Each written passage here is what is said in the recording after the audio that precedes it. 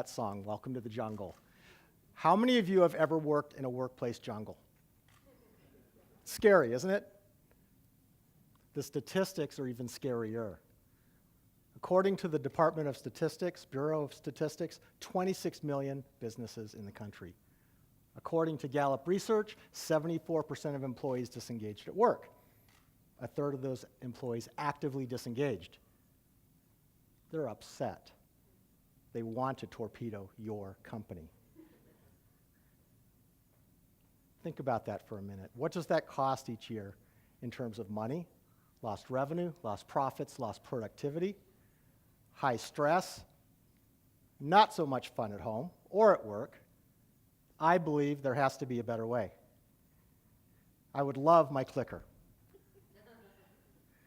I will be right back. Who has my clicker? I will go like this, and it's all good. Thank you. Yay! I'm going to offer a basic acronym for you all today. We're going to take a trip around the bases. BASES is an acronym. I'll tell you a little bit about it in the next few minutes. A lesson that I learned not at Harvard, not at Stanford, but in my master's program at the Mercer Island Little League. The book that I wrote, Winning in Baseball and Business, about the journey of a group of boys that were with me for 6 years, from T-ball to Cooperstown, Little League World Series, the other half of my select team. My master's program began the following year when I started coaching my daughter's softball, 9 and 10-year-old girls. I thought, wouldn't it be interesting to share a story of the journey of that team and apply it in a way that we all, as business owners, can apply to our business to improve our teams? Wouldn't that be magical? So I thought I'd tell a story about a little 8-year-old girl who was the smallest player on the team, and the journey that she, along with her 11 teammates, took along with us during the spring of 2010. It was 5 years ago. Actually, the first game was on April Fool's Day. My number one was the first batter. I put her up there because I was so proud of her. She was 29 inches tall, carried a 31-inch bat, and was the cutest person you would ever see. For 4 weeks, we practiced, and I taught her how to swing a baseball bat, something that she had never done before. One thing I learned along the way, the difference between coaching boys and girls, is that girls need to feel good about themselves in order to play well. Boys, on the other hand, need to play well in order to feel good about themselves. Subtle but profound difference. So I put number one up there. The first pitch of the game, I kid you not, you could have heard a pin drop, just like right now, when there was one voice out in the audience, a mother who yelled out, "Whatever you do, don't strike out and disappoint me."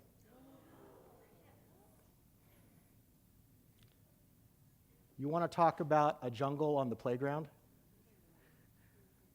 I did not know what to do. In fact, I froze.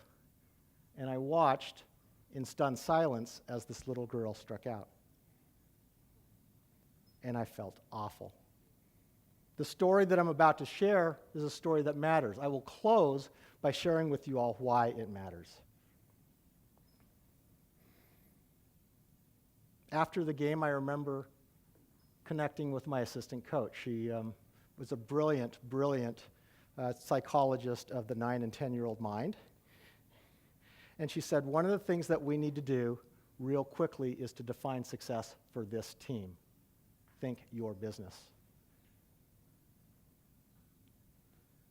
And I said, that's awesome. Can you lead this exercise? Because clearly you're going to take us down a path that I had never considered, but I like what you're saying. And she said, of course, we're going to do that. So before the next practice, we predefined awesomeness for the season. Wouldn't it be great if at the end of the season, A, B, C, and D? And we built a board. And I think that was the most constructive exercise any of us could have done at the time, and I would encourage you to do that with your teams. The vision board for awesomeness on this softball team consisted of things like having fun, duh, playing with your friends, learning how to play the game. 11 of the 12 players had never played softball before. Maybe learn a little about being a team, and that's where they stopped it. And I said, that's great, but I am going to introduce 3 more things. What we've done here, the B, in going around the bases, is to build your vision, to build a vision board. I'm going to offer 3 more. The first is we're always going to fail. And I remember the girl saying, what do you mean by that, Coach? Always failing. I said, well, tell me if you ever hear this at home or at school. Failure is not an option. Well, ask yourself this. When you hear failure is not an option, you better not fail. The first thing you do is recoil. And you go, oh, no. I better not fail, or I'm going to disappoint somebody. And the minute you introduce fear into your culture, whether it be on the softball diamond or in the workplace, you immediately make the team and the individual defensive. And I'm telling you, if you want to build a super team, you've got to remove that immediately. Failure is a requirement. It is required. The next game, I said, you know, we're going to go with exactly the same lineup. And before the game, I got that same little girl aside, and I said, here's what we're going to do, and it's going to be great. I promise you it's going to be great. And she says, what, Coach, what? She said, you're going to go up to that plate, and you're going to strike out like you mean it. And she goes, what do you mean, Coach? The object is to get a hit. No, I said, the object is for you to try. And I want you to swing like you mean it. 1, 2, 3. If it's close, you're going for it. And I'm going to give you a high five and a hug when you come back to the dugout. What do you think of that? Okay. Stroll over, third base, first pitch. It's this high, swing, strike 1. Timeout. I walk over and I said, I apologize. I own that. Own what, Coach? I forgot to tell you to open your eyes.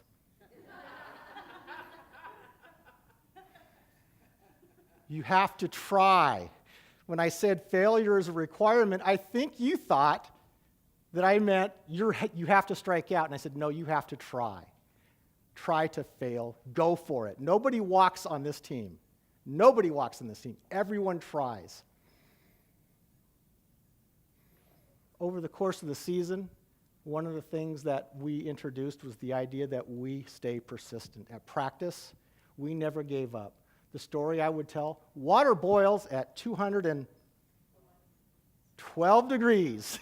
Water does not boil at 211, 210, or 209, and too often, because young girls are taught failure is not an option, they quit and they give up. And how sad is that? Wouldn't it be awesome if instead we kept trying and we never gave up? It was the third game of the season before we got a run, the second game of the season before we got a hit. But with each succeeding game, we got better. I think it was the 5th game we actually came from behind to win a game. And if you could have seen those girls jump up and scream, because we introduced the notion that we were never, never going to give up. I can tell you in the workplace, if you bring that attitude and you celebrate the wins, you never give up, it's okay to fail. The flip side to always failing, you have to innovate, you have to learn how to get better, you have to persist. You will create a super team. That is my promise. The E in base, we're going around the base. E, engage positivity. The greatest compliment that I could have ever gotten from any of the players, and I heard this several times actually over the course of the season, the girls would come up to me and they would say, Coach, you're so positive, always, always. You teach me how to play this game and you make me believe in myself to the point where I know that I can do anything because I believe in me, because you believe in me. And as a leader in the workplace, Wouldn't you want to have a boss like that, or wouldn't you want to be a boss like that to others? To inspire people to do things that they didn't think they were capable of doing. Helping others, I believe, whether it's in service to community, service to business, service to each other, helping others is how you put a lot of deposits in the karma bank. And my challenge to all of you is to start helping others on a regular basis. So here's the amazing thing. That was 5 years ago, right? 8, 9, 10-year-old girls. I had an 11-year-old. Fast forward to 2015, I look in the newspaper, and there's a high school varsity softball game that I go and watch last night. 12 players on the team, and 10 of the 12 were girls that I coached, including the little girl. Super teams stay together. You can do all of the awesome things in the world. It takes time. Super teams don't get created in a month, a quarter, 6 months. 5 years later, these girls are together as high school freshmen and sophomores. One junior playing on the high school varsity softball team. Are you kidding me? How cool is that? Stay together, build a super team, create champions. It really, really is that easy. Now, I shared that story with you all for a very specific reason, because I think all of us at one time have been a kid. We may have had kids in sports, and we can all relate to the journey of a little girl on the path to developing self-confidence and being a member of a team. That is awesome. Here's the formula. This is the slide if you want to take notes. And what I want to do is take you through the championship or super team formula and encourage you to go through each of the 5 elements and apply it to your business. So the first part was the entertainment, and this part is the work. How many of you have defined your team at work? How many are solopreneurs? Let's start with that. How many have others outside of yourself that you consider part of your team? The first thing you have to do is define your team. What I would encourage you to do sometime, get together, have a conversation, and in the craziest, most awesome form possible, think about success. What does it look like? My revenue is X, my profits are Y, I'm working X hours per week, I'm engaged in community and I give back in these ways, I have time for family, we do vacation. You come up with the list and create a visual. Because when you create the visual, it becomes real. Writing down goals is good. I used to start with write down your goals, because if you write down your goals, that will help you achieve your goals by a factor of, I think, about 3 to 1. I swear it's 10 to 1 when you create a photo, a picture. Always fail. Give yourself a break. Let me ask you this. Think of the number one thing that holds you back in your business today. And if it's marketing and getting new business, raise your hand.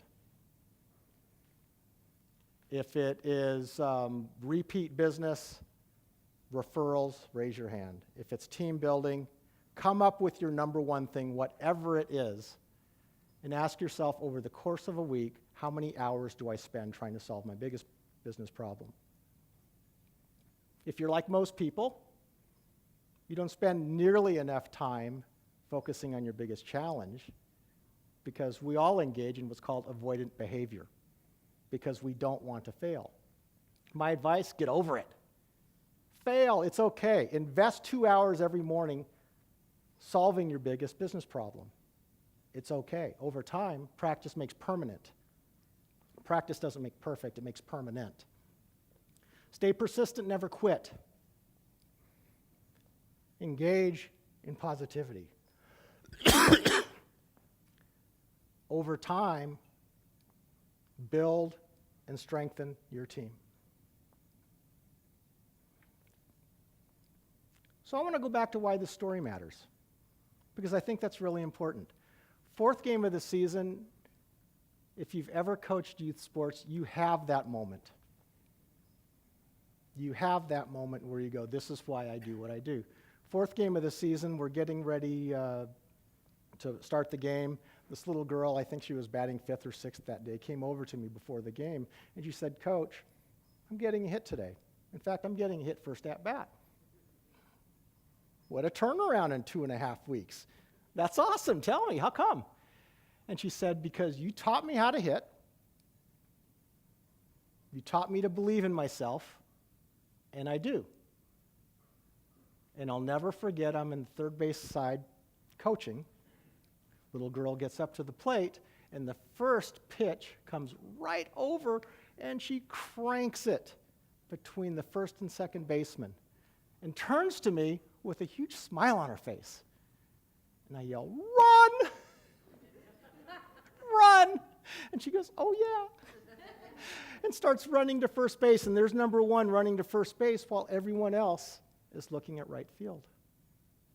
And when she turns the corner at first base, I remember crying because that was such an awesome moment. And I remember looking at her mother who was crying. And here's the magical thing. I turned to the dugout, and the girls are jumping up and down, and they're whooping because they know it's a big moment. And I'm telling you, in that championship moment, a super team was born because they realized if you build a vision board, if you allow yourself to fail, if you're persistent, and you engage in positive behavior and positive thinking, awesome things can happen. And they did.